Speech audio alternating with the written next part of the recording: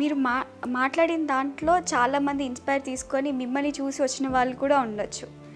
మీ దగ్గరికి అప్రోచ్ అయిన తర్వాత బిఎస్ఎంఎస్ మీ పాపలాగా మీ బేబీ అది చూసుకున్నారు.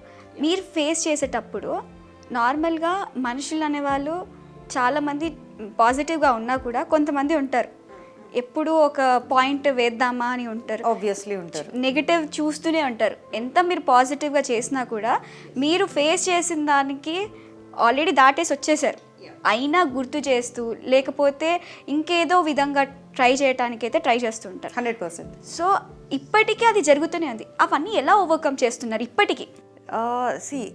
ఇది నాకు చాలా పెద్ద క్వశ్చన్ మార్క్ ఉండే. నేనేం తప్పు చేశానని అంటే లైక్ ఒక 100 కామెంట్స్ ఉంటే దానిలో ఒక 10-15 కామెంట్స్ కొంచెం హర్టింగ్గా ఉంటుంది.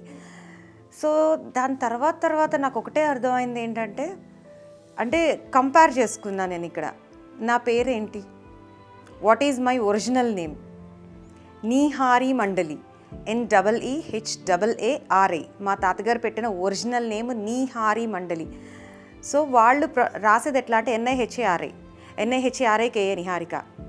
సో వాళ్ళు ఇష్టం వచ్చినట్టు నా నేమ్ రాసేస్తారు. ఎవ్వరూ కూడా ఈ రోజుకి నా పేరు కరెక్ట్గా రాసిన వాళ్ళు ఎవ్వరు లేరు. నా పేరు రాయడమే చేత కాని వాళ్ళు నా లైఫ్ గురించి ఎట్లా వాళ్ళు జడ్జ్ చేస్తారు?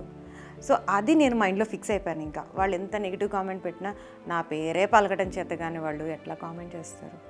It's nothing for me.